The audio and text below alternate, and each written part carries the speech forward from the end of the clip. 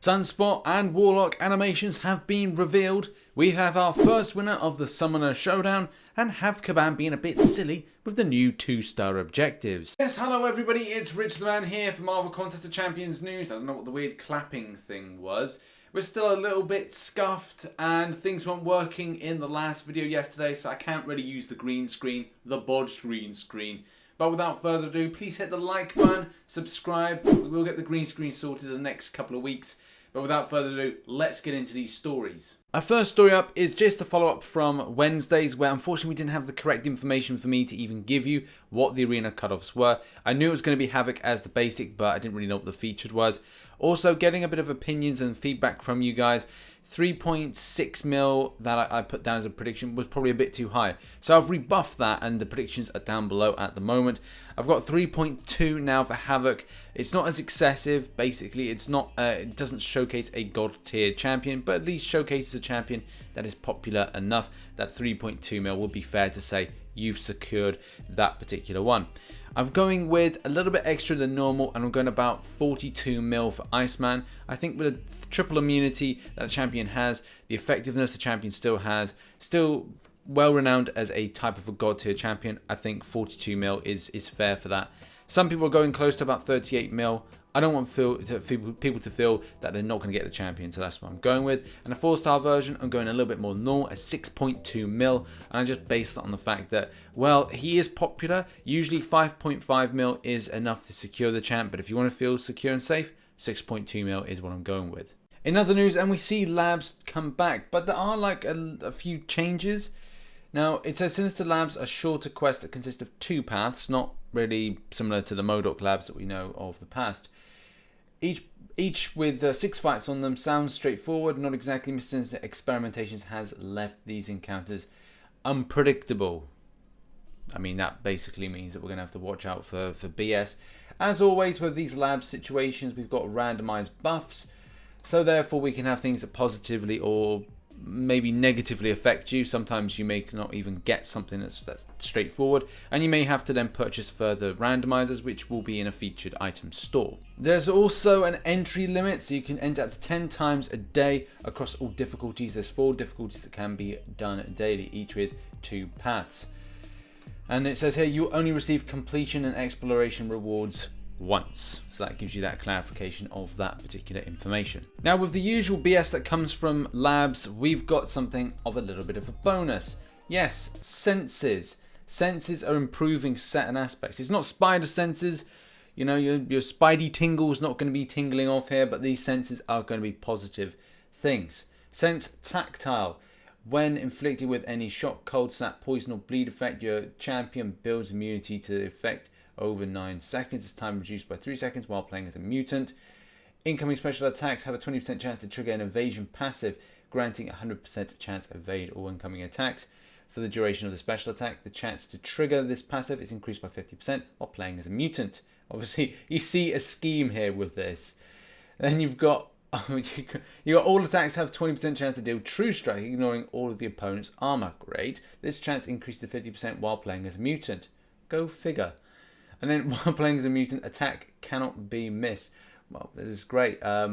Should we use mutants? When the opponent is inflicted with a damaging debuff, your champion gains a regeneration buff, granting 5% of their missing health over 4 seconds. Oh, mutant wasn't in there.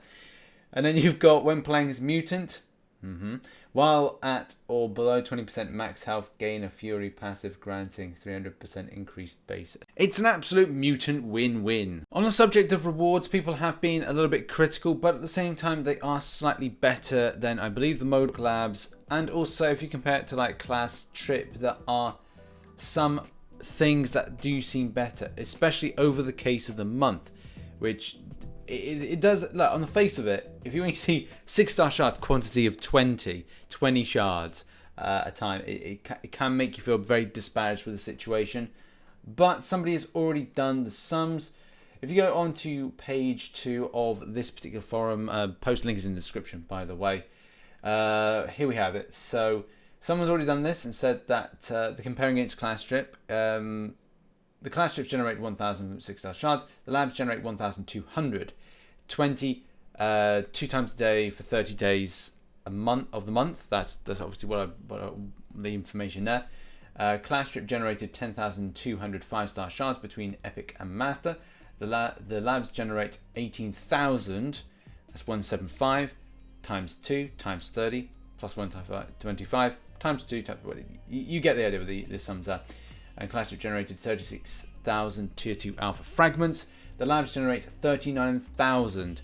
So it does show that kind of, well, this month is actually going to be better than the previous month. So that is incredibly good news. So shout out to DNA 3000 for getting that information together. But in any case, what are your thoughts on the whole kind of Sinister Labs thing based on like MODOK Labs? Are you not too interested? Will you be grinding out much over August? Are you waiting for back issues? What's your kind of thoughts for the mutant month of August? Might have been good to have like the mutant month of May, because that, 3 M's, but I suppose we'll just go with mutant month, M&M. In other news, any animations have come out for Sunspot and as well as Warlock. They actually look pretty amazing. Warlock is a champion that I'm really excited for. This tech champion that could be the next god tier. Sunspot still looks incredibly strong, but the animations from Warlock, the way that it really taps into this kind of ancient power is something that I really want to see. This kind of ancient alien tech type, mutation type power that I just think is going to be incredibly cool. Even though they're bending over backwards and going to shoot in a cannon, or kind of turning itself into some kind of like animal like hippo cannon, which is doing now, or like, sorry, sucking, like it's like hungry hippos. It just looks really cool, and then blasting right out. So this, it just looks incredibly cool. Link is in the description if you want to check this out yourself. In other news, and as you know, we've got objectives. We've got these kind of really weird 2-star objectives.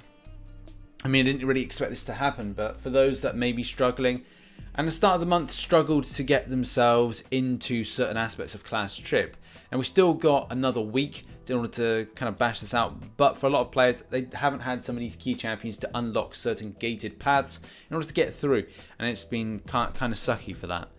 However, though, it has come to a point that Kabam have gone, right, well, we're going to put out 2-star versions, but I'm not quite sure if this is a bit overkill. Some of the feedback that I've been seeing on the forums and from a lot of players is that it's very overkill to try and get these champions. Yes, you can go to certain quests in different types of places to try and find this road to Labyrinth, as you can see Act 1 here, to try and find it, but it's not exactly the most practical way and practical use of your energy spend, because you're going to have to find certain champions, let's say 1 tile, because otherwise you're just spending exponential amounts of energy just for pointless reasons, especially because you have to do this 50 times. And the criticism is coming from different angles, but this kind of rings true. Okay, I get the idea behind why people might need some of these champions to 100% explore paths or difficulty, but why do you need to fight that specific champion 50 times? That's absolutely absurd. I could see 25 to 30 times at maximum, but 50? You would have better luck trying to find that champion in a Premium Hero Crystal, which almost no one can rely on, which is incredibly true. For those that have had luck in the Homesick Crystal, that is great. And those that maybe have got the shards and picked up that champion through, again, the shard versions of that particular crystal. But the fact is, for those that are struggling to get those particular champions, it does suck. Yeah, I mean, even like Sam says here, I only need Goblin, but I cannot find him in any quest besides only in event quests where I need to spend 27 energy to fight once. It just, honestly, it really does suck for this, so I do feel for people. Ivor points out, like, why now? And it's something that I kind of think is, well, we're 1 week away from the event going, and was this planned? If this was planned, this is pretty shitty, but if it was last minute kind of going like, okay, we should have put it in, then yeah, why didn't they make it a case of like, well, let's make it 25, 30, a lower number that maybe people could actually get to. Yes, I am doing Arena myself, and I'm finding that I'm kind of in some ways halfway through certain of them, but it's no guarantee. So people are now kind of looking and scrambling around to try and find that guaranteed champion to go against. But it's not very good for me to say, okay, well, go here, go here, go here, because you're going to have to spend 25 energy. Like that, it doesn't make any kind of common sense. So it's a bit disappointing to see that it doesn't really seem well thought through. I mean, yes, it's well thought through for energy spend and obviously unit spend, but apart from that, it's not practical for the player. And on to our final story, and that's Summoner Showdown. It was great to see the Summoner Showdown this week, and especially it was very sleek production that was put on at Marvel HQ, Brian Grant did a great job. All the competitors were absolutely amazing. There was some really cool ideas of like what champions to use, which I thought was pretty incredible. And the opponent was indeed Deadpool. But I mean, from my perspective, it was difficult to get people to understand what I was doing. Some people were questioning, well, what are you doing? Why are you talking over the top of it? And it's like, well, I do explain in my videos. If you watch videos through to the end, I do explain these things.